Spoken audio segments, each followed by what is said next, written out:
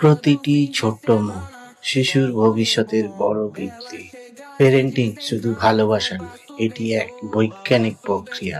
আপনার ইতিবাচক প্রতিক্রিয়া শিশুর মস্তিষ্কে নতুন নিউরাল সংযোগ তৈরি করে। প্রতিদিন মাত্র 5 মিনিট মনোযোগ দিয়ে খেলা তাদের ব্রেন ডেভেলপমেন্টকে কয়েক গুণ বাড়িয়ে দেয়।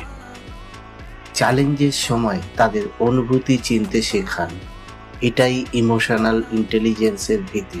আর আপনার শান্ত আচরণ শেখায় আত্মনিয়ন্ত্রণ।